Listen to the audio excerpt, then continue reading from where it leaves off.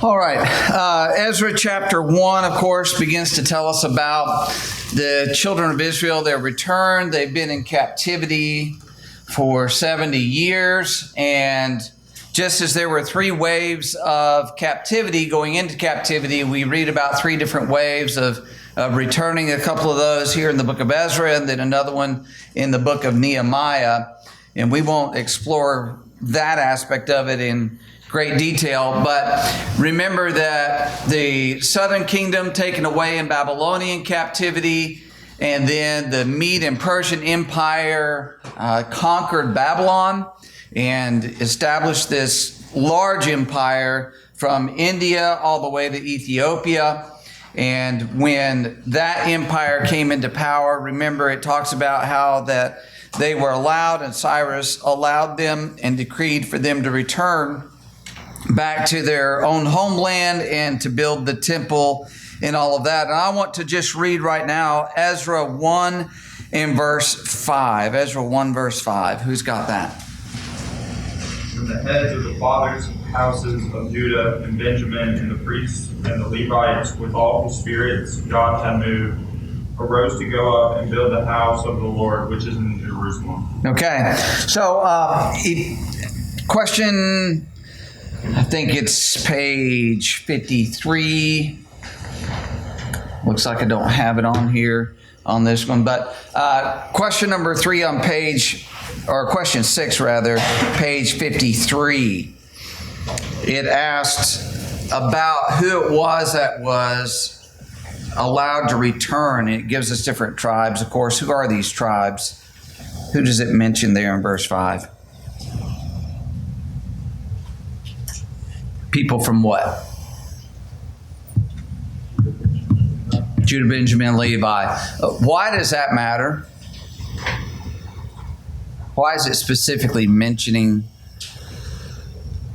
those people, Mike? And then turn back around that Jerusalem area, plus you have the people who live there, and then also you have the priesthood that live there as well. Okay, yeah, the priesthood and Philip. It shows that just the southern kingdom is the one.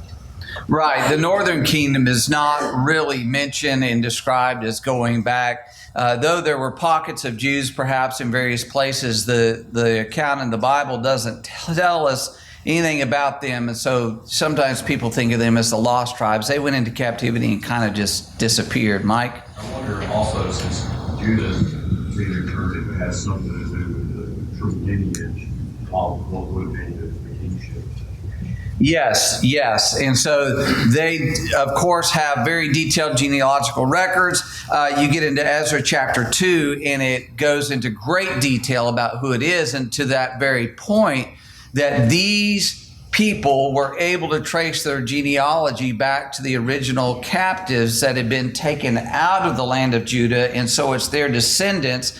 And remember, in this account, it even tells us that there were some who were very young when they were taken into captivity, and they remember what the original temple was like. And so there are a few of those, but most of these would be the second or maybe even a third generation of people, and they come back out of that captivity. It's just nailing down the genealogy of the Jewish people to show down the road that Christ indeed did come from the tribe of Judah.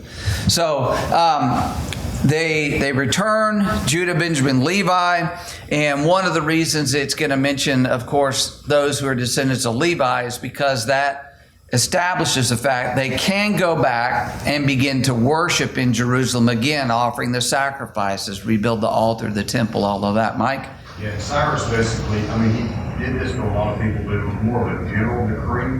Mm-hmm. Ezra is the only account we have where it is specifically mentioning the specific people that Cyrus decrees to go back.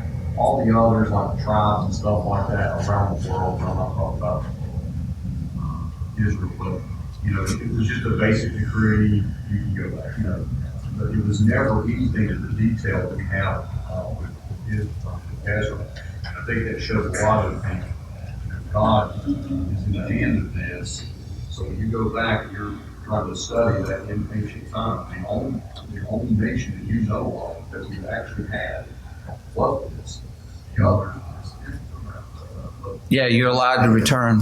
And one of the things you note here in verse 5 as well is it talks about the heads of the fathers' houses, that they are the ones going back. And the New American Commentary makes a note on this, is that the biblical pattern is the family is the basic unit of society. You've got the family that is the building block on which a community or a nation is built. God intended us to have families. God intended us to come together as husband and wife and have children, and those relationships extremely important. So it says that God moved the people. How did God move the people? Ezra 1 verse 5.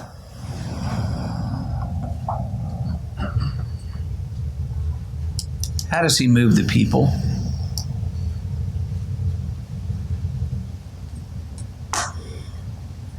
How do I word this? Let's go to Jeremiah 29:10. Jeremiah 29 and verse 10. And who will read that for us? Tom? Thus says the Lord, 70 years are completed for Babylon. I will visit you, and I will fulfill to you my promise, and bring you back to this place. Okay. Keep that in mind. Go back to Deuteronomy 30.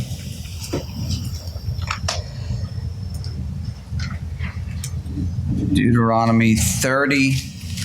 And let's read verses 1 through 6 here. 1 through 6. Tom, if you want to get that, go ahead.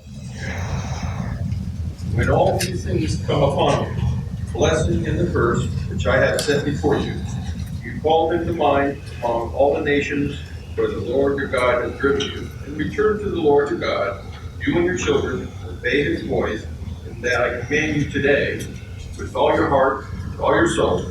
And the Lord your God will restore your fortune, have mercy on you, and he will gather you again from all the peoples where the Lord your God has scattered you. Your outcasts are in the uttermost parts of heaven. From there the Lord your God will gather you, and from there he will take you. 5 through 6. And the Lord your God will bring you into the land that your fathers possessed, that you may possess it, and he will make you more prosperous and numerous than your fathers. The Lord your God will circumcise your heart and the heart of your offspring, so that you will love the Lord your God with all your heart, all your soul, that you may live. Okay. So what had even Moses told the people?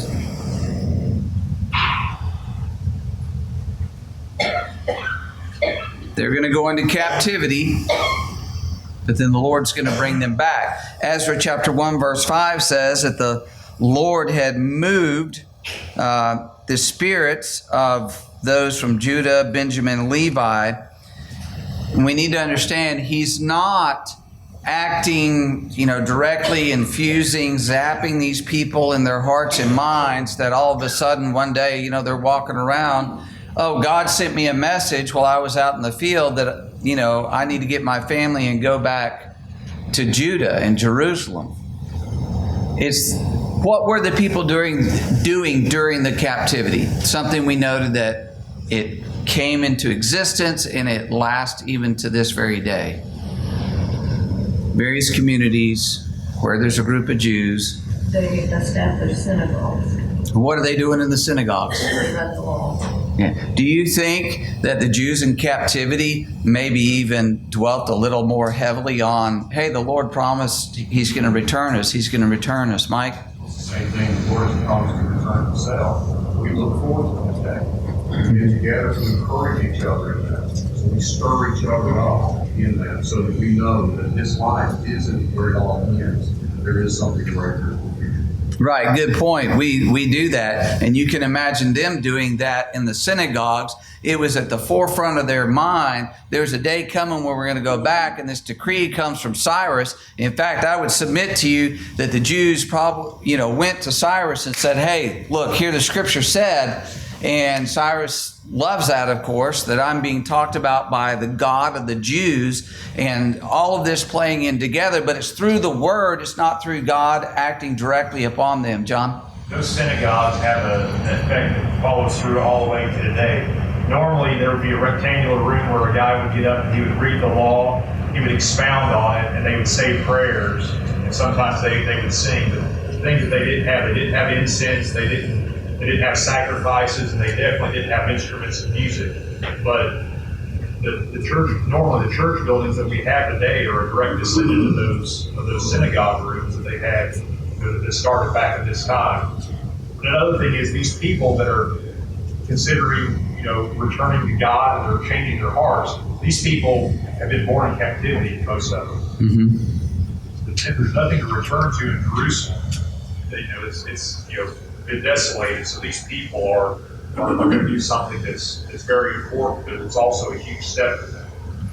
Yes. So to that point, being born in captivity, raised in captivity, and remember the Jews were relatively stable and prosperous in captivity, and yet there are these people who say, we're going to uproot from what we have known for the past, let's just say somebody who's in their 50s, what I've known for the past 50 years, I'm going to uproot and go to a place where the work is going to be hard. I'm uncertain exactly what I'm going to find, but I'm ready to commit to doing this. It's because they've been instilled with the Word of God, the promises of God, the plan of God, bringing the Messiah about, and they're motivated. Yes, that decree comes, we're going. Any other thoughts on that? John? It's sort of amazing to me that the Babylonians took all the treasure out of the temple and out of Jerusalem. And God has saw fit that the Persians came in and destroyed the Babylonians, but these treasures still exist. They know who they belong to. They're going to be returned. So why did the Babylonians steal them? Why would any conquering power steal treasures? Why do they do it? They do it either because it's like a prize, like a trophy type thing, or because there's intrinsic wealth within it. I mean, you think about all the gold and stuff. And so they would do it for one of those two reasons. They did it for their own motivations. But God, in His providence, His overriding hand, actually what Babylon was doing was taking it to preserve it, to secure it, because there's a day coming when the next empire is going to say, hey, here's all your stuff, take it back. So you think about that working in God's providence. Mike? A lot of times they take things like that as the most sacred things to say there's nothing in Jerusalem you cannot take. Right. And sometimes they think there's power in it. Well, we have your God's implements and your God's going to favor us because we got His stuff, which doesn't make sense. But anyways, John? And we know some of these foreign kings knew something about the history and the scriptures, but Jeremiah 27 prophesied these exact things, and this treasure was going to return. Right. This is what's happening now. Yes. Very good. Very good. And so, one of the things I think a lesson to keep in mind out of this, and we'll dig a little more into the return of what Ezra is doing, but that just as they wanted to be involved in God's plan and fulfilling it, we as Christians ought to want to be involved in God's plan and fulfilling it. Of course, at the very base of it is Mark 16, 15 and 16, which tells us what? Go into all the world and preach the gospel. He that believeth and is baptized shall be saved. He that does not believe will not be saved. Exactly. Which is also inclusive of baptism. Yes, absolutely. And so, taking the gospel to the world, we ought to see that, yeah, I want to be involved in it. It's going to be hard work, yeah. Is there going to be sacrifice? Yes. Does it mean sometimes that my life is going to be overturned, uprooted, or whatever to accomplish that? Yeah, it may require that, but I'm ready. I'm raising my hand that I want to do that. And as someone who's leading their family, men ought to help their family, persuade their family, and lead their family in doing that. There's nothing wrong with asking our children to sacrifice. You know, because this is what we do. This is who we are as a people. This is what we're committed to. And so, you know what? It's uncomfortable for you as a child to maybe be to change things. Like, for instance, some people, they come to a point as they're worshiping with the congregation, they realize, well, this congregation is headed the wrong direction, so we need to go find one that's solid and strong. And so the children, what they've known, and maybe some friends, they end up being somewhere else. Sometimes it is people move. Hey, we're going to go somewhere and move somewhere that there's a strong congregation where we can worship as a family, and they literally uproot from one geographical location to another, one state to another. That's okay. That's all right. As long as we're serving God and teaching them this is a priority in our lives, this is what we're going to do, even if it means sacrifice on our part. So, any other thoughts there? So 1 verse 6, what do we have? Ezra 1 verse 6. Who will read that for us? Go ahead, Ron. And all those who were around them encouraged them with articles of silver and gold and goods and livestock, and with precious things besides all that was willingly offered. Okay, so we know not everybody went back. There's a group that goes back. At the end of chapter 2, it tells us in this return, there's 42,360 that end up going back. But the idea is those who did not go back contributed materially to those who were going back. And so there is a broader community involved in helping get this done. And to me, it's kind of similar to the Exodus, how the captives there, their neighbors gave them things, and when they went out and eventually go into the land of Canaan. And this is kind of a similar idea here. Any other thoughts there? Mike. So whenever we read that verse 6, are you saying that it's the Persians that were given?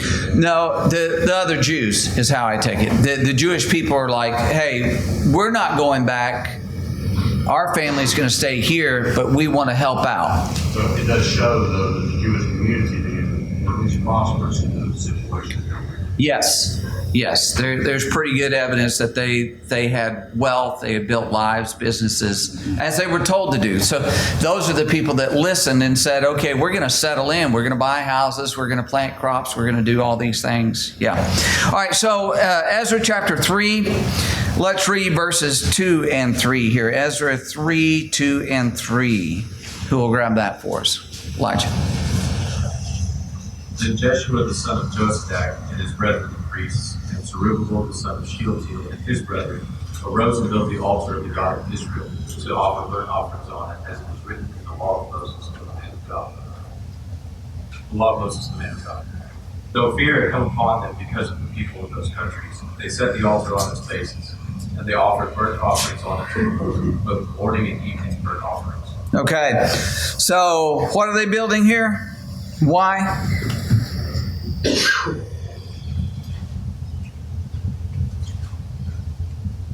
Ron, I'll go with Ron here up front. They built an altar so that they could begin to worship God and offer offerings unto Him. So, and reestablish worship. Okay, 70 years this hasn't been going on. And they go back, and the first thing they do is that altar where they can offer the sacrifices. This is before they start work on the temple. So they get it to where they can actually begin to worship God again, seek His mercy, offer sin offerings and thank offerings and all those things. They want to get that going first, and they do. But it says also in verse 3 that fear had come upon them because of the people of the countries. And we're going to see some of that in this, in both Ezra and Nehemiah, that there are people who are not happy about them being back, but they press forward with doing this anyway. Ron? Yeah, to your point on that, Stephen, in verse 3, it gives you the impression, the understanding that it was a continual offering. It wasn't one time and done, but they did it morning and night. So they were reestablishing themselves, as you were saying. Yes, exactly right. It's indicating they're there to stay. They're going to make this happen in spite of what they're facing from the people around them, the obstacles and all of that. But also notice that at the end of verse 2, it makes a very specific note. Now, you and I would know this without it being in there, but the very last part of verse 2, what's it pointing us toward? It says they offer these burnt offerings on it as what? John? As it was written in the law of Moses, they were doing it according to the letter of the law. Okay, why is that significant?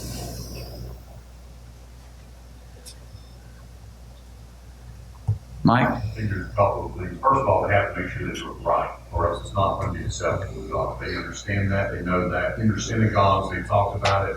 They know what's expected of them. And so, there's been a lot of teaching throughout the years about how to do this properly. It isn't like they just showed up and go, okay, well, how do we do this? Not even knowing what chapter or verse or anything. Well, I kind of like some of those Persian things we saw over there. Let's modify this. There's none of that. We're going to the law. What does the law say? And they knew it. The law had been preserved down through the years. Let me ask you this. Do you think they had the original copy that Moses brought back with him that he originally wrote down? No, we're talking about around 1,000 years before. So the law of Moses had been transmitted for 1,000 years, and there have been copies, because if there are synagogues, plural, throughout this region of where they're in captivity, so if we back up to this one, you think about Jews being scattered and synagogues in these various communities where they've settled. There are multiple copies of the law. So that it's not like Moses wrote one copy and that's the copy that they all kept. That's the copy they always read out of. That's the copy that's preserved, in 430 BC. We're talking about there were copies and copies and copies and copies made of it. And it's still what they're looking to. God has the power to transmit His word through time, through His providence, that is accurately recorded and passed on to that next generation. Mike? Yeah, I won't get too far in the weeds into it, but that's very unique about the Old Testament, because we have no other things. You got one or two little things here and there, but the amount of copies that we have of the Old Testament compared to the other works of literature during that time, it's not even comparable at all. The Dead Sea Scrolls shows us how accurate they were with their copy. Yes, that's a very good point. And a rabbit trail we could go down for days. I'll leave that to Mike sometime to do that. But yeah, exactly right. So they're looking at that law. They're looking to reestablish the worship as it was originally given. That is our aim, our goal, to accurately establish and practice what was revealed in the New Testament. Also a contrast to their ancestors who had been taken into captivity, because part of the reason for that is because they weren't doing things according to the law. So their whole mindset has changed from the captivity, which is what it was supposed to do. Okay, so to the point that the captivity occurred to purge idolatry out of them, and as you're saying, for them to respect the law and follow that law. And the captivity did it. The Jews, even to this day, I know that Jews are mostly secularists, but the ones who are religious, they're not idolaters as a whole. They shun that. They don't have anything to do with it. This captivity taught that lesson, and they learned it. They learned it. Verses 8 and 9. Ezra 3, verses 8 and 9. Jim, you want to read that for us? Yes. Now in the second month of the second year of their coming to the house of God at Jerusalem, Zerubbabel, the son of Shealtiel, Jeshua, the son of Josadak, and the rest of their brethren, the priests and the Levites, and all those who had come out of the captivity began work and appointed the Levites from 20 years old and above to oversee the work of the house of the Lord. Then Jeshua with his sons and brothers, Kadmiel with his sons, and the sons of Judah, arose as one to oversee those working on the house of God, the sons of Henadad with their sons, and the brethren of the Levites. All right. So they are building that temple, beginning to restore it, to get it back to where they have the full complex there to engage in worship. And it goes on to say that as they're doing this, and they laid the foundation of the temple in verse 10, that there's this great praise that's rising up. But while there are those who are praising and shouting with joy, in verse 12, it says, many of the priests, Levites, heads of the fathers, old men who had seen the first temple wept with a loud voice when the foundation of the temple was laid before their eyes, yet many shouted. And so there are those who are weeping, some shouting for joy, some are weeping. The occasion brought out tremendous emotions for the people. Any other thoughts on that? Mike? Just one quick note. I love what it says whenever it says they were united in their work. Yeah. They were working. Stephen, as you noted, the old men that knew the first temple are doing a comparative to the existing temple and find, I believe, here great sorrow because it does not have its same glory. No, it's not going to match up to Solomon's temple. But you think about that, these are guys who came out of captivity and they're building upon the ruins of what was there before, and it's just not going to be as glorious as the heyday under Solomon and what he had built and left for them. So, yeah, there was a sadness because of that falling short, if you will, of what it used to be.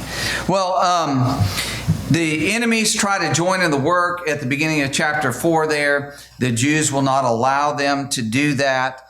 So they work to have the enemies, that is, they write a letter and they begin to tell King Artaxerxes there in chapter 4, verse 12, if they do this, they rebuild this, they're going to rebel against you. And so you need to look out and put an end to this. John? I don't want to interrupt your train of thought, but go ahead. We're mentioning verse 10. It says that they went in and they did the music worship with cymbals to praise God according to the directions of King David, King of Israel. So they were commanded to use instruments of music in the temple. There was a specific way to do it, and it was not left up to them. How are we going to do this? They went back to the law for all these things, including this music worship. It was a command that they had to do, and they went back and restored that worship.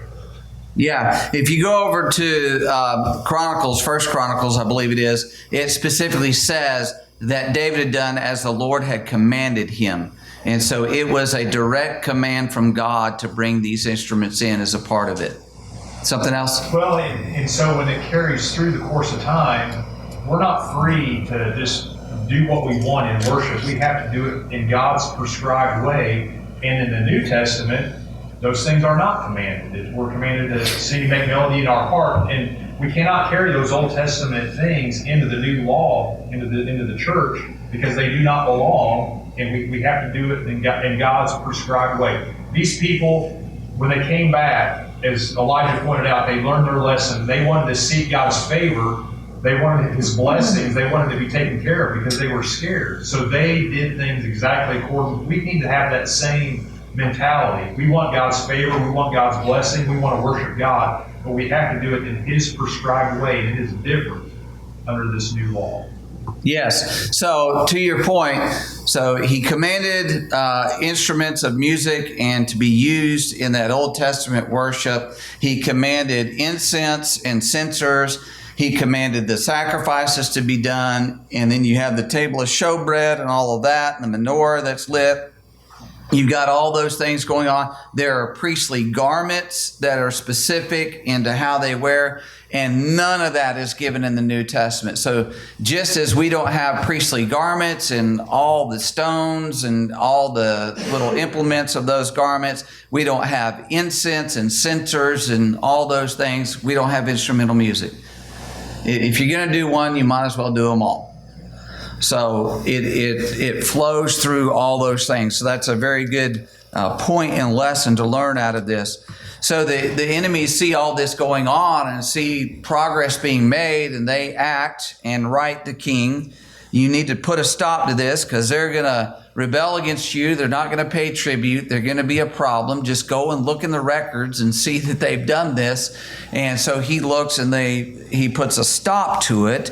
But then how does it get going again, and when does it get going? Anybody remember how long they had stopped doing it? They quit building for 16 years. Who was it? Chapter 5, verse 1 gets them going again.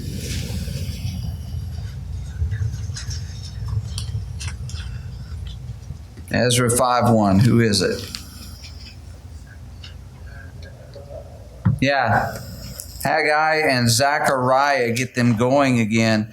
In Haggai chapter 1 and verse 4, is it time for you yourselves to dwell in your paneled houses, and this temple lie in ruins? So Haggai and Zechariah rebuked the people, because when they were stopped from continuing to build in that temple, they said, okay, and they began to give attention to their personal comfort and well-being. And as time passed, they just let the temple go. And God sent these prophets, no, you need to get the temple built. Mike. Although we never see them bow to another idol, this seems to be their problem from here on out. It's just half-hearted worship to God and giving God what's left over at the time they're here. Yes, you remember in the Minor Prophets, they're rebuked for saying, how long's the new moon going to last? When is it going to be over? We want to get back to our regular stuff every day and quit messing with all the festivals and new moons and worship of God. We've got business to conduct here. And so, yes, they are rebuked very strongly for it. It's more of a lukewarm attitude about serving God that begins to plague them. All right, so let's move forward a little bit here. In chapter 6, verse 7, the work is ordered to resume under Darius, and the temple is finished 20 years after it began. So chapter 6, verse 15, the temple was finished on the 3rd day of the month of Adar, which is the 6th year of the reign of King Darius. And you go back, trace those out, it's 20 years from when they initially started the pause and then when they end up finishing it. Any other thoughts before we jump forward a little bit to Esther and then to Nehemiah? So Esther takes place between Ezra 6 and Ezra 7. And it's in Ezra chapter 7 that we begin to read about Ezra himself and the work that he did. And one of the things we note, Ezra 7 verse 10, for Ezra had prepared his heart to seek the law of the Lord, to do it, and to teach statutes and ordinances in Israel. A great example of how it is that we go about doing the will of God. First of all, seek it, do it ourselves, and then teach it to others. But the events of Esther take place between these two, and we're not going to deviate into Esther right now, but just high level, why is Esther recorded in the Bible? God's not mentioned, prayer's not mentioned, worship's not mentioned in the book of Esther. Why is it there?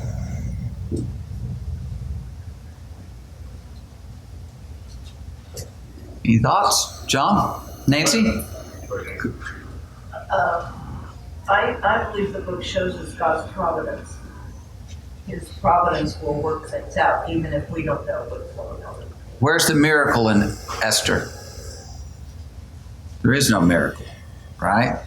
In fact, Ezra, Nehemiah, and Esther, none of them have miracles recorded in them. This is God in his providence working through his people. And Esther, more than any other, clearly reveals that in that, all these events are unfolding happenstance, by chance, so to speak, but the right people in the right place at the right time. John?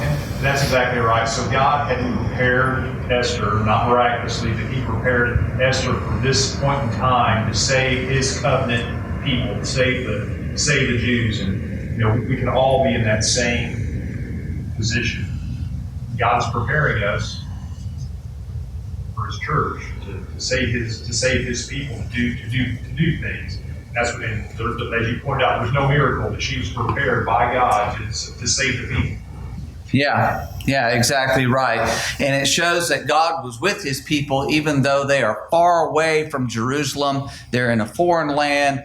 And as with other cases, but Esther in particular, somebody who is unlikely to be pivotal in God's plan becomes the pivotal person. I mean, you think about an orphan girl who is a Jew that ends up as the queen of the Mede and Persian Empire, and through her influence, the Jews are spared from annihilation. So, to John's point, we never know where we might be in a position to help out God's people, but God is always with his people, no matter where they are, no matter circumstances, politics, empires, enemies, the power the enemy has, because Haman in the book of Esther had tremendous power, but that's irrelevant. God has the power to overcome all those things. All right, any other thoughts? All right, so Nehemiah, we get to the book of Nehemiah, and what's happening in Nehemiah? You can read the screen or just call from memory. What's happening? So Nehemiah chapter 1 and 1 through 4. Let's just get 1 through 4. Who'll grab that for us? Nehemiah 1 through 4. Go ahead, Charles. Work of Nehemiah, the son of Chaliah. It came to pass in the month of Chislev in the 20th year, as I was in Shushan, the citadel, that Ananiah, one of my brethren, came with me from Judah. And I asked them concerning the Jews who had escaped, who had survived the captivity, and concerning Jerusalem. They said to me, the survivors who are left from the captivity in the province are there in great distress and reproach. The walls of Jerusalem is also broken down, and its gates are burned with fire. So it was when I heard these words that I sat down and wept and mourned for many days. I was fasting and praying before the God of heaven. Okay, so he gets word that Jerusalem is essentially dilapidated. It's still sitting in ruins. The walls are not fixed. The people are in distress. It's a reproach. How does he respond?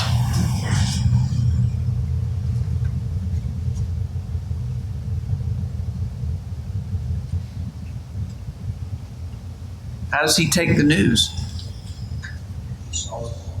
Sorrow? Yeah, I was going to say it moves him. He is disturbed over the fact that nothing has been done. And obviously, he's a very godly man. And he goes to God about this and lays his concerns and his despair about the condition before God. Okay, yeah, exactly right. And it says for many days he's doing this. And so his instinct, his natural response is, I need to turn to God. And that needs to be our natural response when we come up against something that strikes us, that causes us sorrow and concern, is turn to God and lay all those cares out before Him. Any other thoughts on that? John. I think one thing we need to notice on how Nehemiah approaches this issue, this is a problem of the whole nation, and he includes himself and his family in this. We have all done this. He doesn't say, well, they did this, they did that, why did they do this? He includes himself in it, and then he includes everybody in the good part too. So I think that's something for us to consider, especially when it comes to the church. We're all in this together.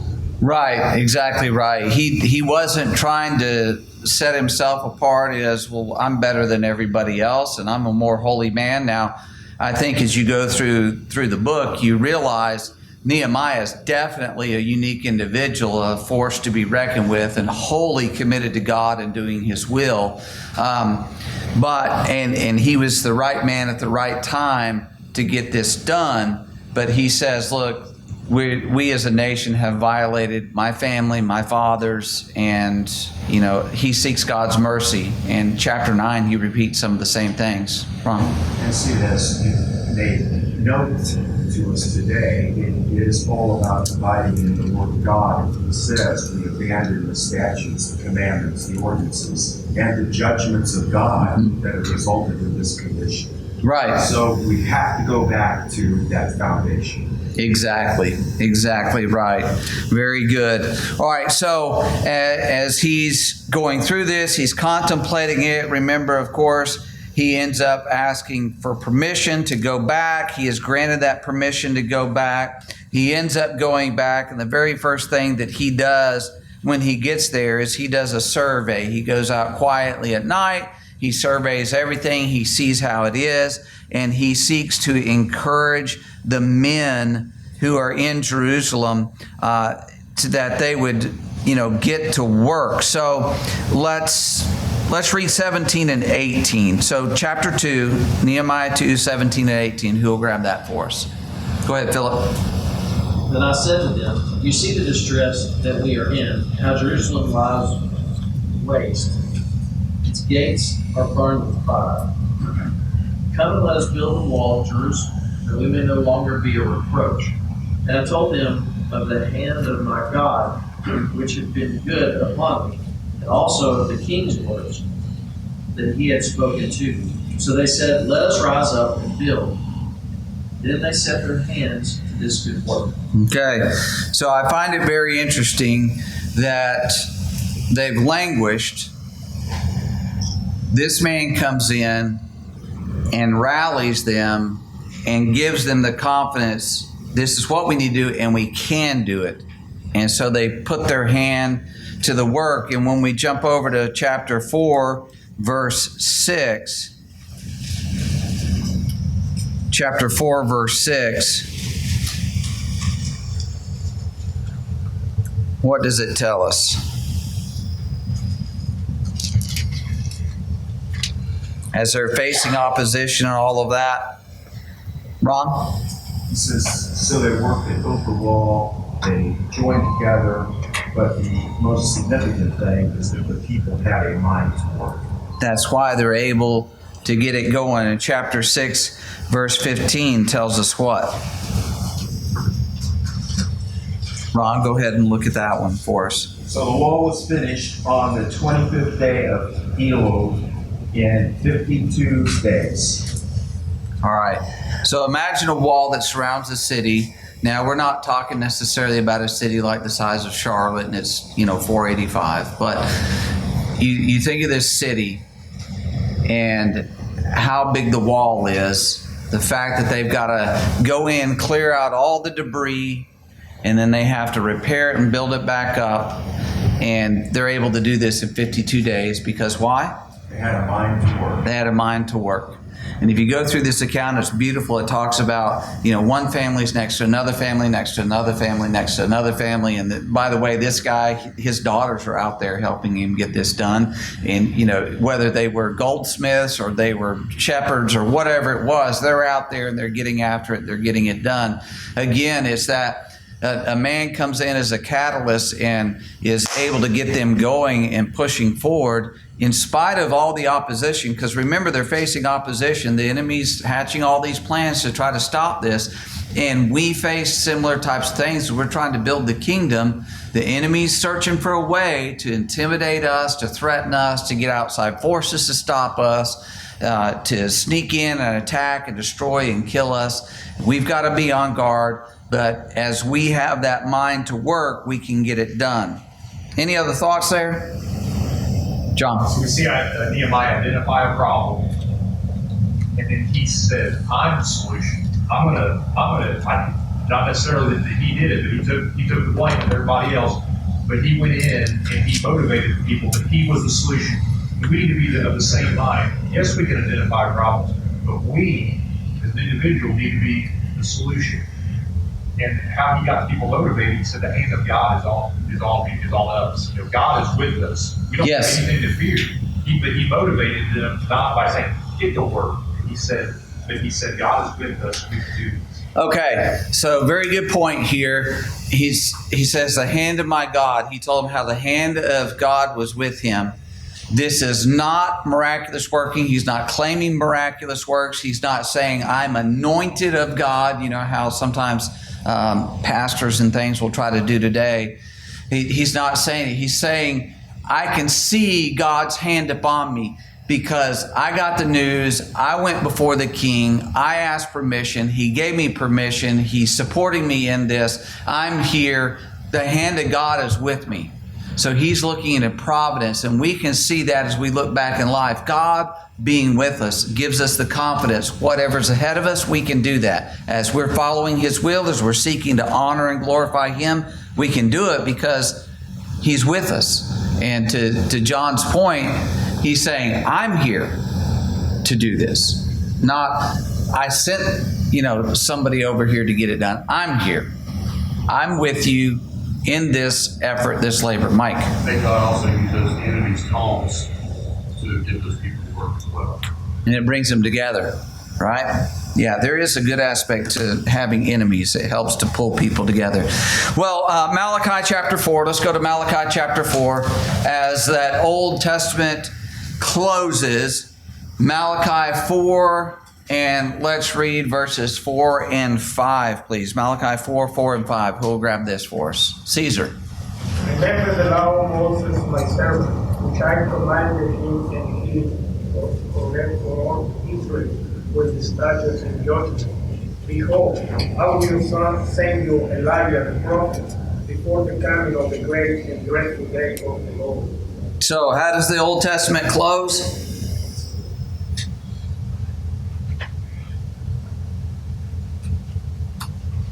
Follow the law of God. Follow the law. Follow the law. Follow the law. Follow what's been revealed that God has told you to live by. Follow that. So interesting to me. Revelation 22, 18 and 19 says what? As the New Testament closes. Revelation 22, 18, 19. Go ahead, Carter. For I testify to everyone who hears the words of the prophecy of this book. If anyone adds to these things, God will add to him the plagues that are written in this book. And if anyone takes away from the words of the book of this prophecy, God shall take away his part from the book of life, from the holy city, and from the things which are written in this book. What's he saying?